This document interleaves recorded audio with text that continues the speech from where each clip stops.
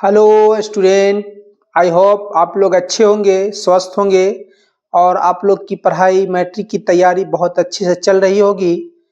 तो अब आपके एग्ज़ाम में बहुत कम दिन बचा है, तो हम लोग मैथमेटिक्स की क्लास ले रहे हैं। मैथमेटिक्स में हम लोग ने 8.1, 8.2, 8.3, 8.4 मतलब कि त्रिकोणमिति अध्याय पूरी तरीके से ख़त्म कर लिया है, जिसका लिंक आपके डिस्क्रिप्शन में दिया गया है।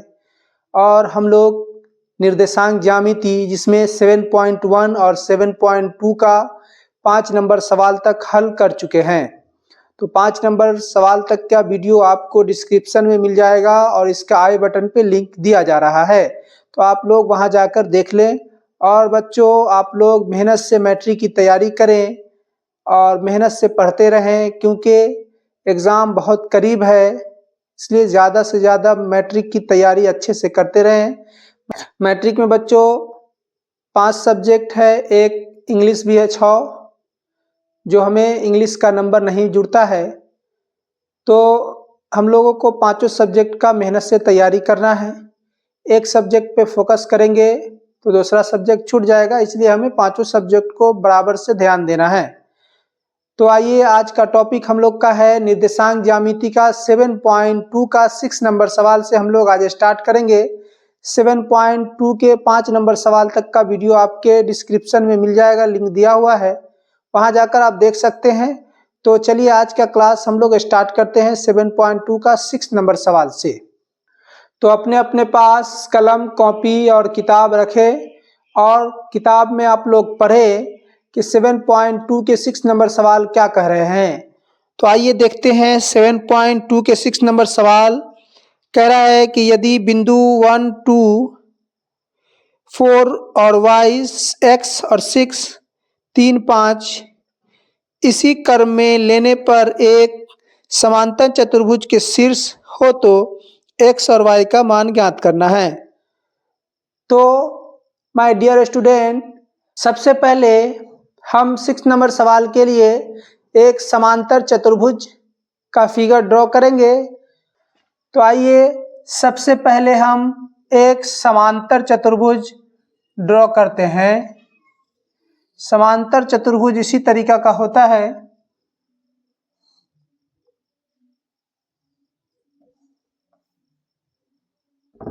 ठीक है दोस्तों, तो पहला बिंदु दिया हुआ है आपके बुक में, देख लें, 1, 2, ये हमारा ए हो गया, ये हमारा बी, ये सी और ये डी। तो पहला बिंदु है ओ ए 1, 2, दूसरा बिंदु है हमारा 4, y और तीसरा बिंदु है हमारा x, 6 और चौथा बिंदु है 3, 5। बच्चों, ये हमारा विकर्ण हुआ।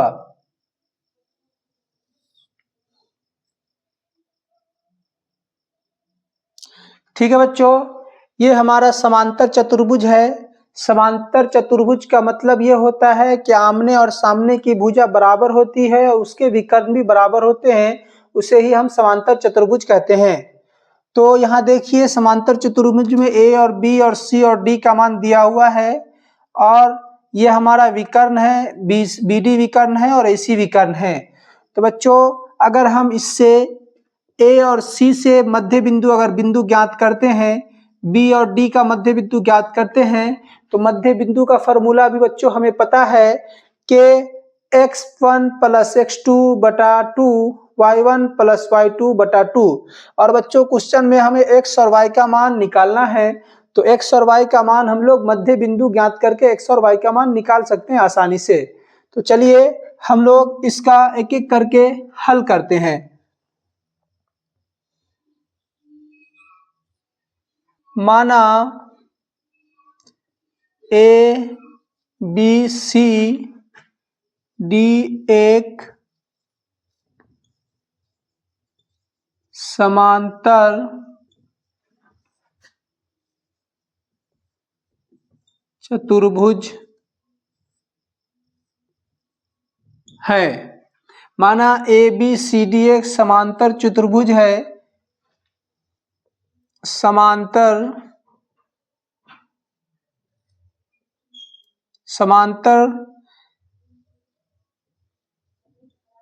चतुर्भुज के विकर्ण बराबर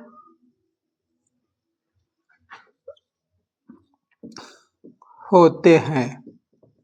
क्या बच्चों कि माना कि ABCD एक समांतर चतुर्भुज है, समांतर चतुर्भुज के विकर्ण बराबर होते हैं, इतना हमें पता है। तो चलिए अब हमें x और y का मान ज्ञात करना है। तो x और y का मान ज्ञात करने के लिए हम इसका मध्य बिंदु ज्ञात कर लेंगे।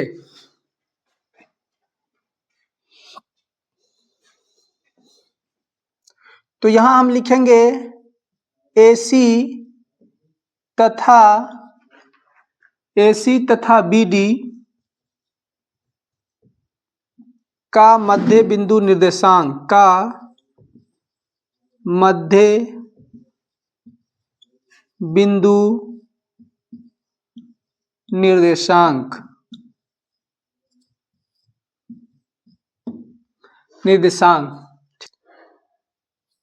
x के लिए हम लोग निकालेंगे पहले AC से, x के लिए AC से, ठीक है। तो हमारा हो जाएगा x1 प्लस x2 बटा 2। x1 हमारा ये हो जाएगा x1, ये हमारा हो जाएगा x2, ये हमारा हो जाएगा y1, ये हमारा हो जाएगा y2, ठीक है। तो AC से x1 प्लस x2 बटा 2 इतना होगा।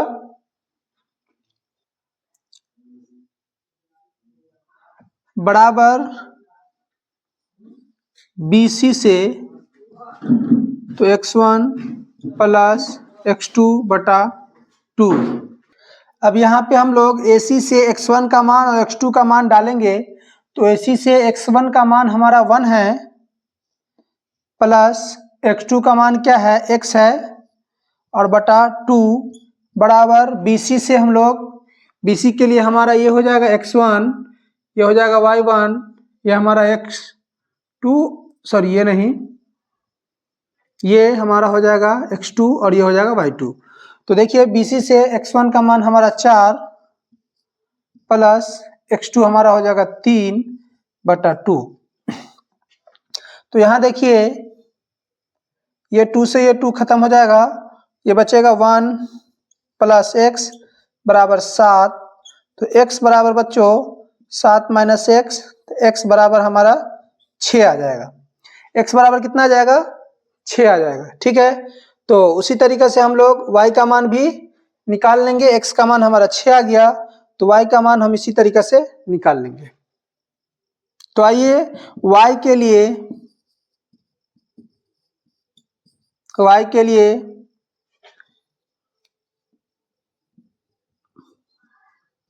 y1 प्लस y2 बटा 2 बराबर y1 प्लस y2 बटा 2।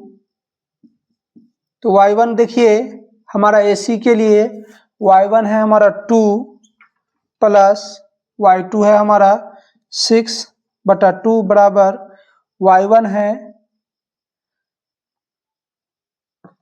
y प्लस y2 है हमारा 5 बटा 2। 2 से 2 कट जाएगा, यहाँ हमारा हो जाएगा 6 2 8 बराबर y प्लस 5। तो y बराबर हमारा 3 हो जाएगा बच्चों। तो x बराबर हमें मिला 6 और y बराबर 3 मिला। यही हमारा आंसर है, x बराबर 6 और y बराबर 3। यही हमारा समांतर चतुर्भुज में हमें क्वेश्चन बोला था x और y का मान ज्ञात करने के लिए। तो हमने मध्य बिंदु के सूत्र से x और y का मान ज्ञात कर लिया। तो आशा करते हैं आपको 6 नंबर सवाल अच्छी तरीके से समझ में आया होगा। अगर नहीं समझ में आया तो वीडियो को बैक करके आप देख सकते हैं। और बच्चों आपको जानकारी के लिए बता दें कि इसी चैनल पर उर्दू की तैयारी 10th 12th की अच्छी तरीके से कराई जा रही है, जिसका डिस्क्रिप्शन में आपको लिंक दिया गया है, वहां से जाकर आप देख सकते हैं। तो आइए मेरे प्यारे बच्चों, हमने आपके सामने अभी 6 नंबर सवाल का सॉल्यूशन किया, आपको बहुत अच्छे से समझ में आया होगा। तो चलिए अब हम लोग 7 नंबर सवाल की तरफ चलते हैं और देखते हैं 7 नंबर सवाल हमें क्या कह रहा है, हमें क्या बनाना है। तो अपने बुक में देखिए 7 नंबर सवाल कह रहा है कि एक बिंदु ए के निर्देशांक ज्ञात कीजिए, जहां ए बी एक वृत्त का व्यास है जिसका केंद्र 2, -3 है तथा बी के निर्देशांक 1, 4 है। तो आइए हम लोग इस सवाल को समझते हैं। सबसे पहले बच्चों हमें कह रहा है कि वृत्त, तो वृत्त ये हमारा वृत्त है, ये हमारा क्या है, वृत्त है। और क्वेश्चन कह रहा है कि ए बी एक वृत्त का व्यास है। ये जो है यहां से यहां तक ये वृत्त का व्यास है, जिसका एक सिरा ये ए बिंदु है और दूसरा सिरा ये बी बिंदु है। क्वेश्चन कह रहा है एक वृत्त है, वृत्त का व्यास ए बी है और ए बी के मध्य बिंदु 2, -3 है। क्या है क्वेश्चन में, ये एक बिंदु है जिसका मान 2, -3 दिया गया है और बी का 1, 4 दिया गया है। समझे बच्चों, बी का 1, 4 दिया गया है। तो हमें ए का मान ज्ञात करना है। तो यहां देखिए कि हमें मध्य बिंदु पता है और एक बिंदु का मान पता है। हमें अगर नहीं पता है तो एक यहाँ की बिंदु x और y का मान नहीं पता है। तो देखिए यहाँ कि अगर मध्य बिंदु दिया हुआ है तो हम लोग मध्य बिंदु का फार्मूला लगाकर x और y का मान निकाल सकते हैं। तो आइए हम लोग इसको हल करते हैं। क्वेश्चन नंबर 7 को हम लोग हल करेंगे। यहां हम लोग मानेंगे, माना बिंदु ए का निर्देशांक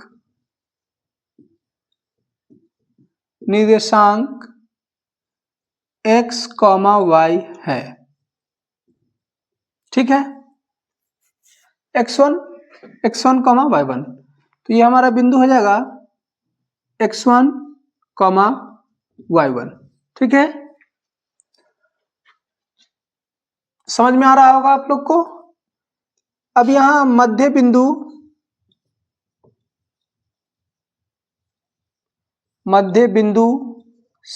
बिंदु का फॉर्मूला लगाएंगे और हम इसको हल करेंगे। मध्य बिंदु से x के लिए निकालेंगे, क्या निकालेंगे, x बराबर क्या होगा, x1 + x2 बटा 2।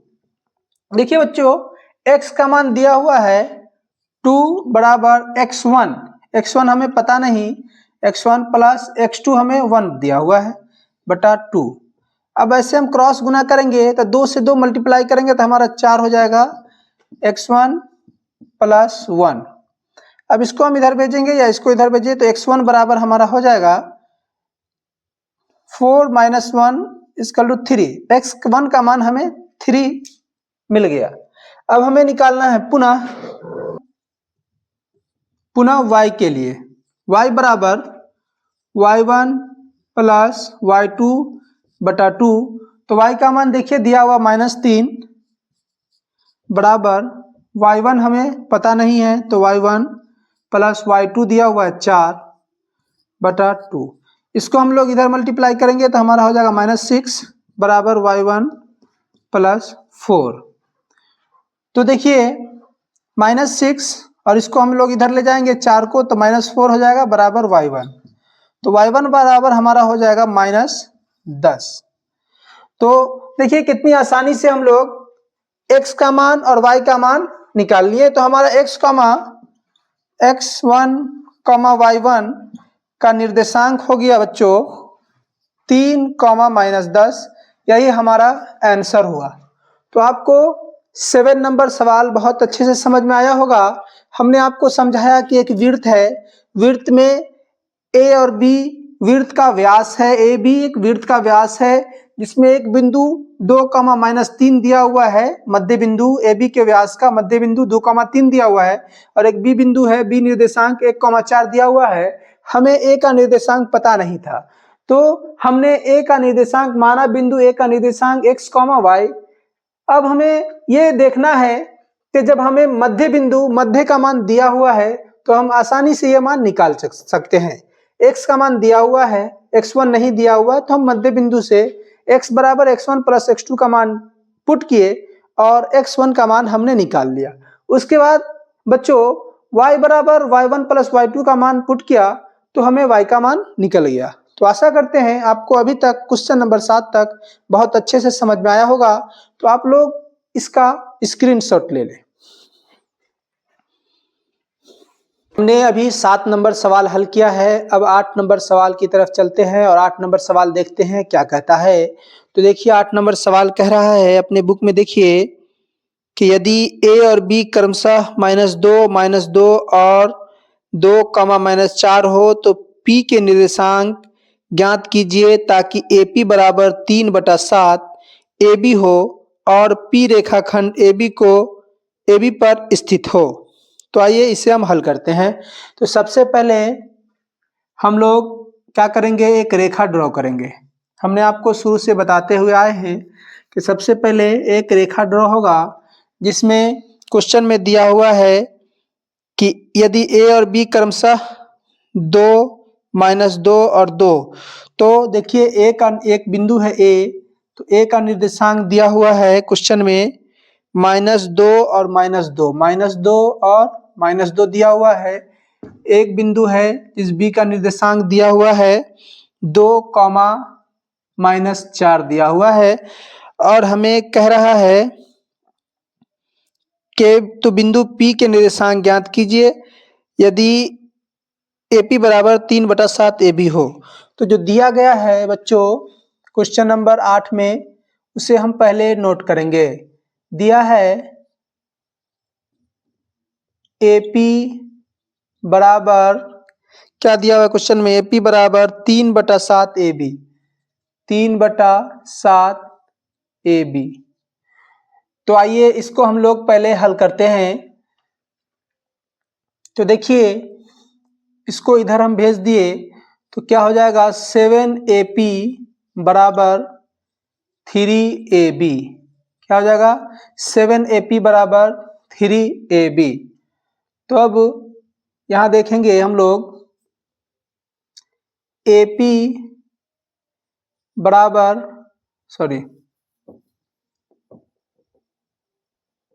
क्या है, 7AP बराबर 3AB, ठीक है।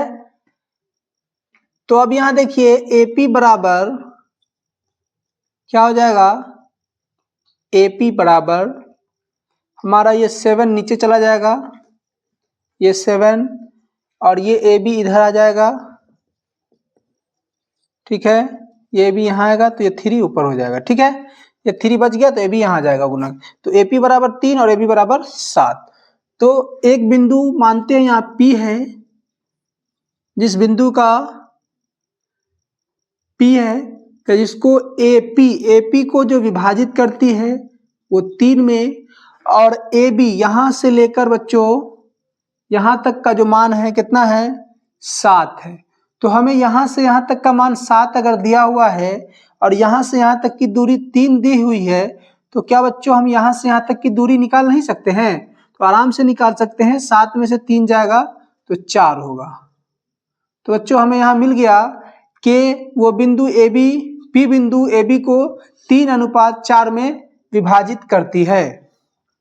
तो हमें पता हो गया कि P बिंदु AB रेखाखंड को 3:4 में विभाजित करती है। तो यहाँ पे हम लोग विभाजन सूत्र का प्रयोग करते हुए हम P का निर्देशांक निकाल लेंगे। तो आइए हम लोग अब हल करते हैं विभाजन सूत्र से। विभाजन सूत्र से, तो विभाजन सूत्र हमारा क्या कहता है, आप लोग जानते हैं। विभाजन सूत्र x, y के लिए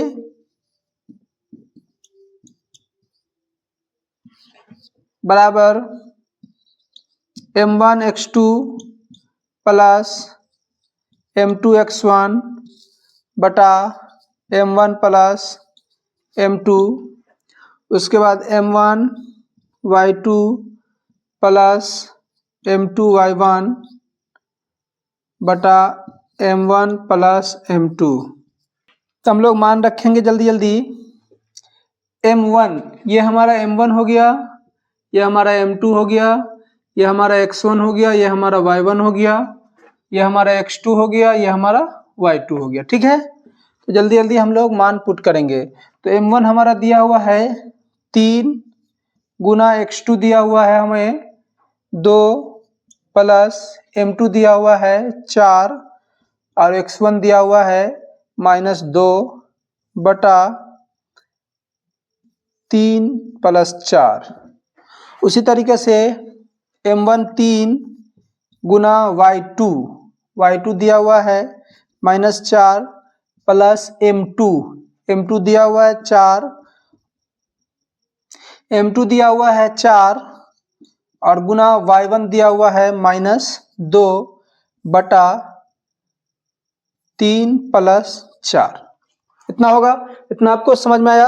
अब हम लोग इसको सोल्व कर लेंगे, जल्दी जल्दी सोल्व कर लेते हैं। तो ये हो जाएगा 6 प्लस माइनस क्या होता है बच्चों, प्लस माइनस माइनस होता है तो -8 हो जाएगा बटा 7। ठीक है, ये हमारा हो जाएगा -7 सॉरी -12 4 × 12 -12, उसके बाद प्लस माइनस -8 बटा 7। ठीक है, जगह की कमी होने के कारण इधर बच्चों हम लोग सोल्व कर लेते हैं। 8 में से 6 गया 2 -2 बटा 7 और -20 बटा 7, यही हमारा आंसर हुआ। तो मेरे प्यारे स्टूडेंट, आप लोग को ये सवाल का जवाब अच्छे तरीके से समझ में आ चुका होगा। अगर कहीं पे भी दिक्कत हो तो हमें कमेंट बॉक्स में ज़रूर बताएं, तो इसका हम लोग आपको फिर से सॉल्यूशन करके बताएंगे। तो इसका आप लोग स्क्रीनशॉट ले लें। तो बच्चों, आपके सामने हमने निर्देशांक ज्यामिति का 6ठा, 7वां, 8वां सवाल हल किया। तो आपको बहुत अच्छे से 6ठा, 7वां, 8वां सवाल समझ में आया होगा। तो बच्चों, आपसे एक रिक्वेस्ट है कि हमारे चैनल को ज़्यादा से ज़्यादा सब्सक्राइब करें, लाइक करें, कमेंट करें और अपने दोस्तों के बीच शेयर करें। बच्चों, आपका नया प्लेटफॉर्म वकार लर्निंग पे आपको हर एक सब्जेक्ट की तैयारी कराई जा रही है। तो बच्चों, फिर मिलेंगे आपको नेक्स्ट वीडियो के साथ, इसी उमंग के साथ। तब तक के लिए हमें दे इजाज़त।